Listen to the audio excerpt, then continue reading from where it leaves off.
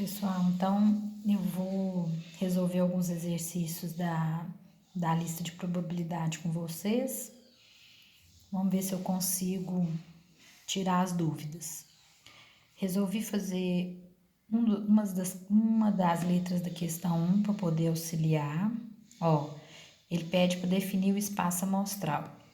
O espaço amostral, ele sempre vai ser definido por esse símbolo aqui, ó, o ômega, tá? Então, toda vez que ele falar de espaço amostral, você faz essa ferradura, que é o ômega, abre as chaves e escreve lá dentro o que ele pediu. Então, a letra C, ele pede lançamento de 2 moedas.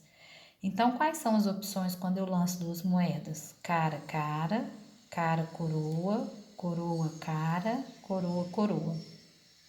Notem que eu tenho que classificar como a primeira saiu cara e a segunda saiu coroa, e depois a primeira saiu coroa e a segunda saiu cara. Isso faz diferença na probabilidade, então eu preciso colocar todas as opções, ok?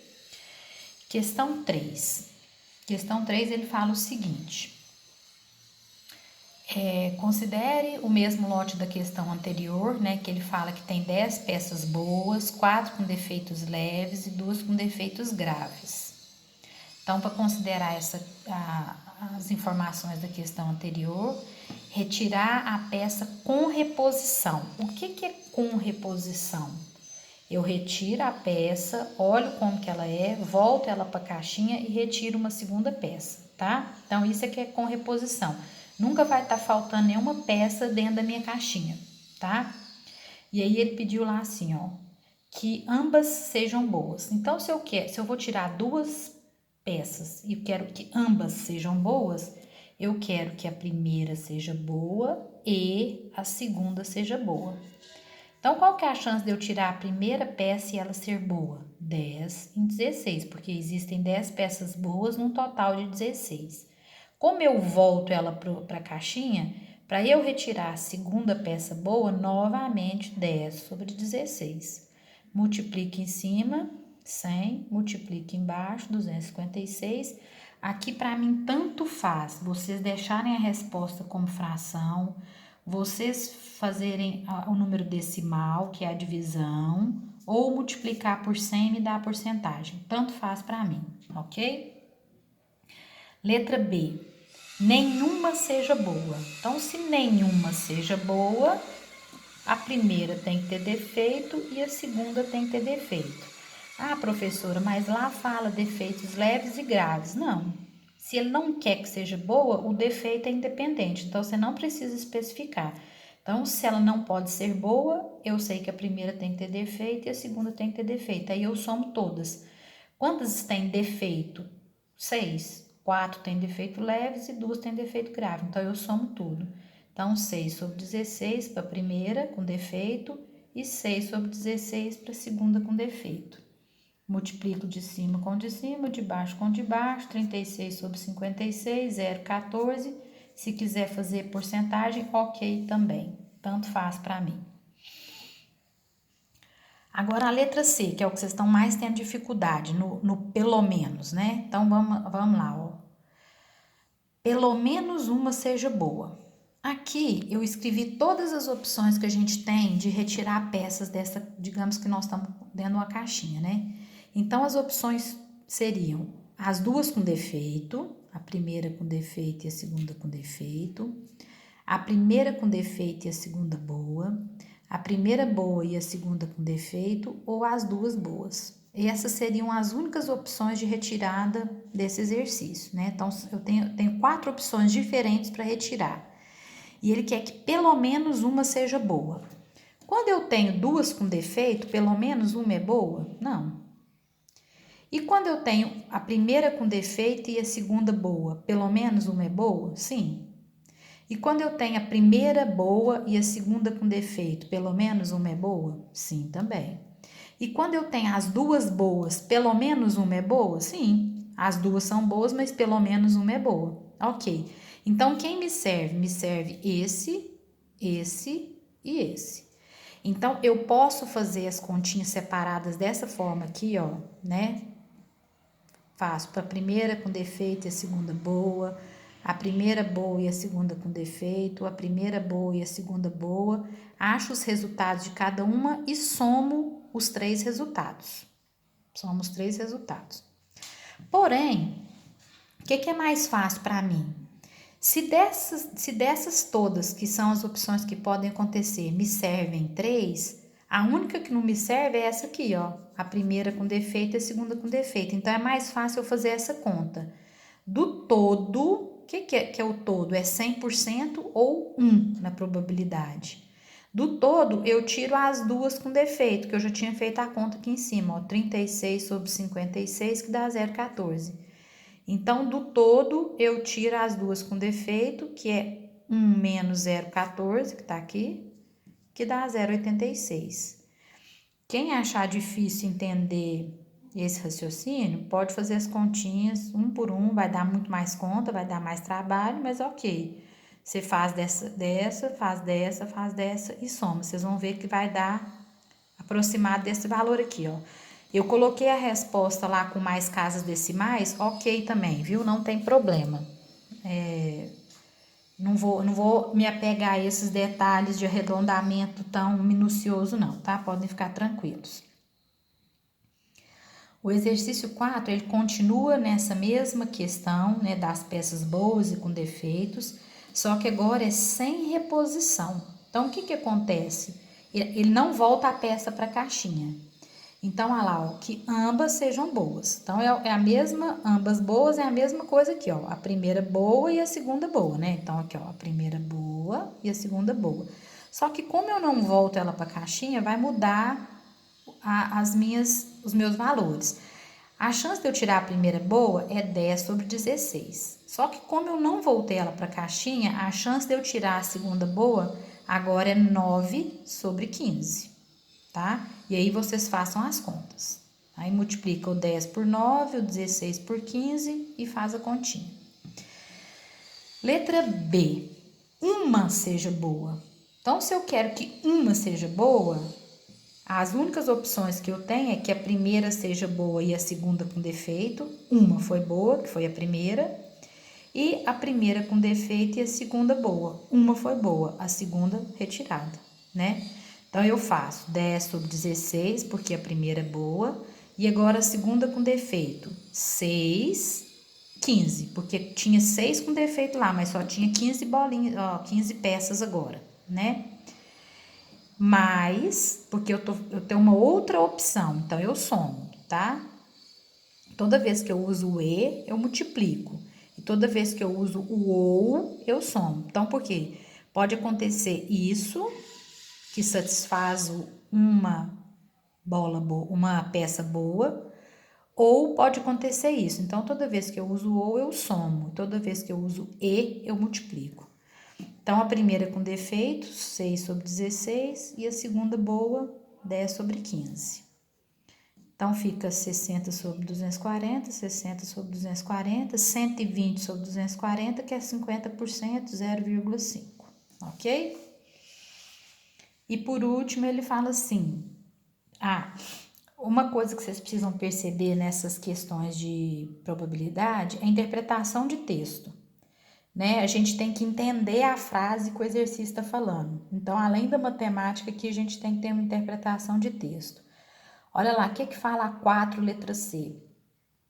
Pelo menos uma com defeito, independente do tipo, ou seja, o defeito não importa, pode ser leve ou pode ser grave.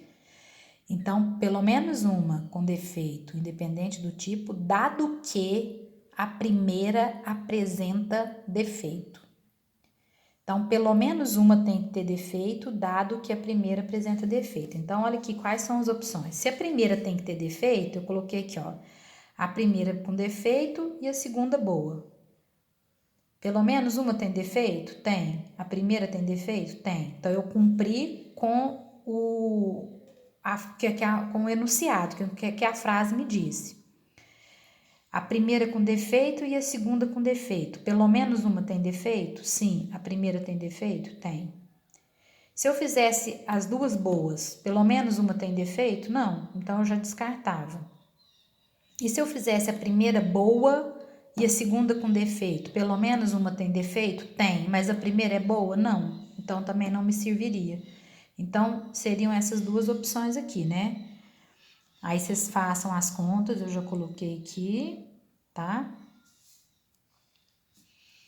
O 5. O 5 ele fala o seguinte, ó. A probabilidade de que um homem esteja vivo daqui a 30 anos é 2/5. Então o homem vivo daqui a 30 anos é 2/5. Então eu tenho que ver qual que é a opção dele estar morto, então. Se a chance dele estar vivo é 2/5, a chance dele estar morto daqui a 30 anos é 3/5. Porque a hora que eu somo esse com esse tem que dar 100%, né? Ou 5/5, que dá 1.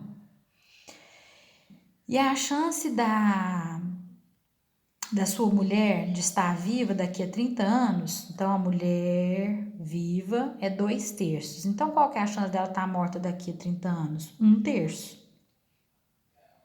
A hora que eu somo os dois, dá 3/3, que dá 1, que dá 100%. Então esse é mais ou menos o raciocínio que a gente tem que ter com relação a esse exercício. Beleza, letra C ele falou o seguinte, ó. Somente a mulher viva. Então, eu estou trabalhando com o homem e com a mulher, eu não posso pensar em uma pessoa em separado. O exercício trabalha em conjunto com o homem e com a mulher. Tanto que ele pergunta assim, determinar a probabilidade de que daqui a 30 anos, né, somente a mulher esteja viva. Então, somente a mulher esteja viva, eu estou considerando que o homem está morto. Então, a mulher viva é 2/3, o homem morto é 3/5, cortei o 3/3, deu 2/5, 0,4. Na letra E, ele fala assim, ó, nenhum esteja vivo. Não, desculpa. Pelo menos um esteja vivo. Então, o que é pelo menos um esteja vivo? Se o homem estiver vivo e a mulher estiver morta, pelo menos um está vivo. Se o homem estiver morto e a mulher estiver viva, pelo menos um está vivo. E se o homem estiver vivo e a mulher estiver morta, pelo menos um está vivo. Então, todas essas três opções me servem. Então, vocês vão fazer as três contas. O homem vivo, 2/5, e multiplica. Mulher morta, 1/3. Ou, então eu somo, né? Toda vez que eu falo uma outra opção, eu somo. Ou, homem morto, 3/5. Mulher viva, 2/3. Multiplica essas duas continhas. Ou, somei, com outro resultado. Homem vivo, 2/5. Mulher viva, 2/3. Faz a continha e resolve, ok? Exercício 6. O exercício 6, eu acho bom montar essa tabelinha aqui, que eu acho que ajuda demais a gente, ó. Então, o que o exercício 6 fala? Vamos ver aqui. O seguinte grupo de pessoas está numa sala. 5 rapazes com mais de 21, 4 rapazes com menos de 21, ó, rapazes com menos de 21. Então, eu preencho lá minha tabelinha. 6 moças com mais de 21 e 3 moças com menos de 21, num total de 18 pessoas. Então, eu gosto de montar a tabelinha para ficar fácil de entender. Depois ele vem e fala assim, ó, a probabilidade de eu escolher uma pessoa e ela ter menos de 21 ou ser moça. Então, vamos entender aqui primeiro duas coisas importantes. Deixa eu até circular aqui.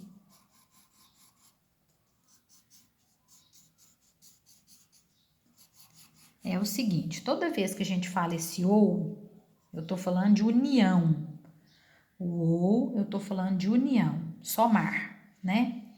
Então, eu tenho jeito de somar de duas formas. Eu somo normal, uma coisa com outra, ou eu faço a união somando, mas subtraindo a interseção. Vou explicar para vocês o que isso significa. Então, isso aqui é uma coisa muito importante na probabilidade que vocês precisam ficar muito atentos. Vai acontecer casos de você ter que só somar ou de você ter que subtrair alguma coisa. Isso eu explico melhor agora. Olha, veja bem. A letra A fala o seguinte, então qual que é a probabilidade de você escolher uma pessoa e ela ter menos de 21 ou ser moça? Então, beleza.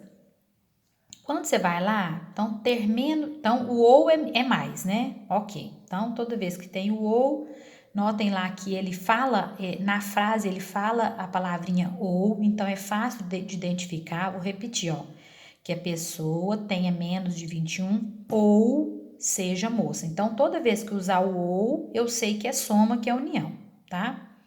Então, vamos olhar aqui pro nosso quadro. Quem tem menos de 21? Quem tem menos de 21 é essas pessoas e essas. Então, eu vou lá e coloco, ó, quem tem menos de 21? São 7 pessoas, 3 mais 4, 7 sobre 18. E quem é moça? Quem é moça é essa e essa.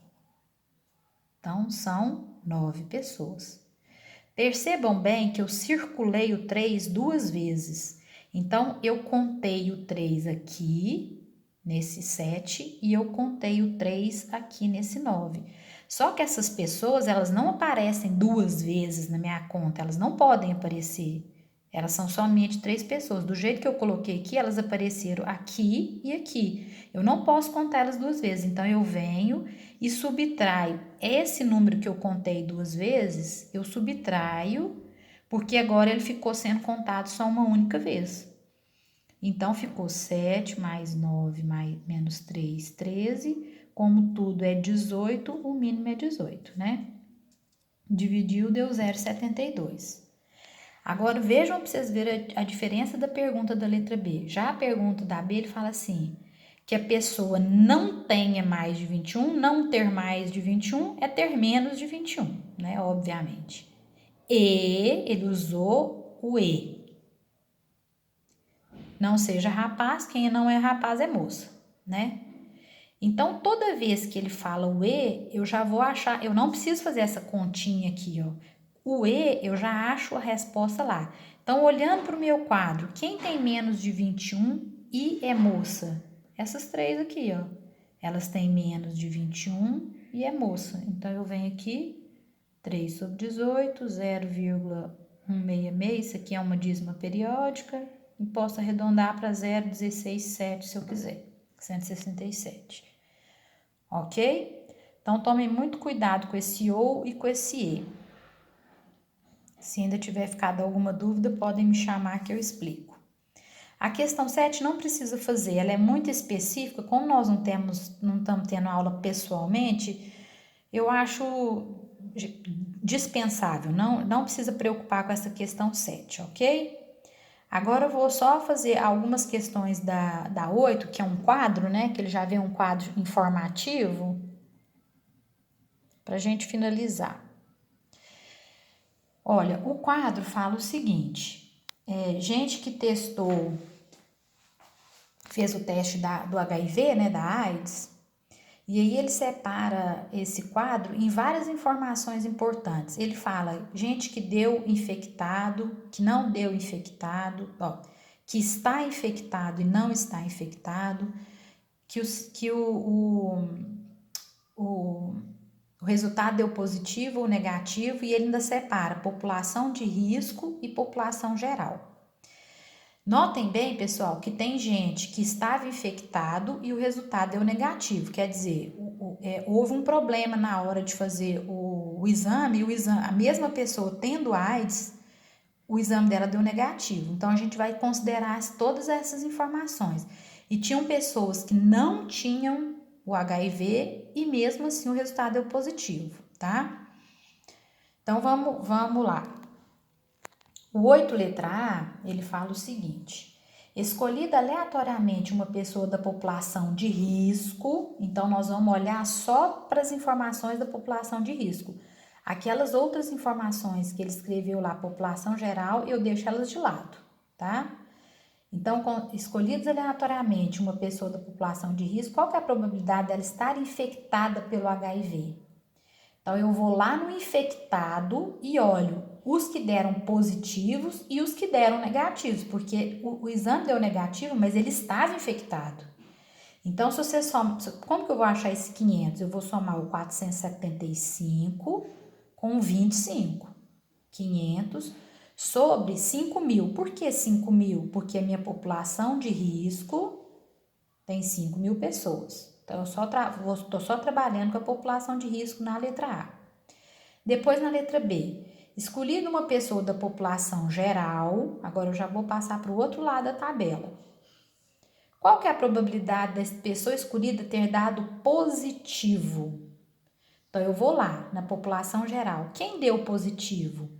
57 com 997. 1.054 pessoas deram positivos. Ai, professora, mas dessas um tanto não era infectado. Não era infectado, mas deu positivo. Então, é isso que o exercício quer saber. Ele não quer saber quem estava infectado ou não. Ele quer saber quem o exame deu positivo. Da população que o exame deu positivo, 1.054 sobre 20.000. Ah, mas por que 20.000? Porque agora eu estou trabalhando com a população geral, eu não estou trabalhando com a população de risco. E a população geral tem 20.000 pessoas. Agora aqui na letra C, nós vamos voltar lá naquela questão lá, ó, da união, né? Ou eu somo e subtraio. Vocês vão ver que aqui eu vou estar contando pessoas duas vezes, então eu tenho que subtrair elas. Olha lá, ó. A letra C fala assim, ó, escolhido uma pessoa da população de risco, qual que é a probabilidade da pessoa ser positiva ou, notem que lá a frase mesmo usa o ou estar infectado. Então, eu vou lá, ó, positivo mais infectado, e eu tenho que subtrair quem é positivo e infectado ao mesmo tempo. Então, quem são os positivos na população de risco? 700 sobre 5.000. Quem são os infectados? 500 sobre 5.000. E quem são dessas pessoas aqui? Quem que eu repeti duas vezes? 475 sobre 5.000. Que é quem é infectado e positivo ao mesmo tempo. Fazendo as continhas, né? 700 mais 500 menos 475, 725. Como tudo é sobre 5.000, eu mantenho 5.000 aqui embaixo. E por último, a letra G, ele fala assim, ó, considerando a população de risco, aqui também é população de risco, ó.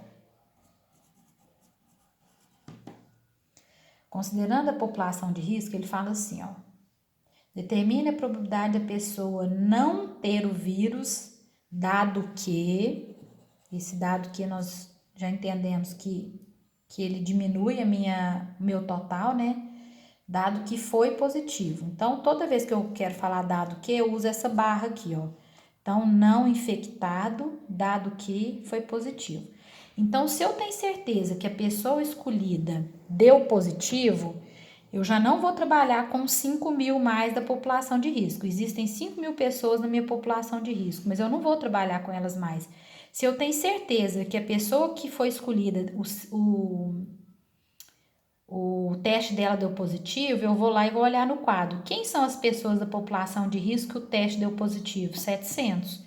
Então, agora eu já não divido mais pelo total, eu divido pela informação que eu tenho do exercício.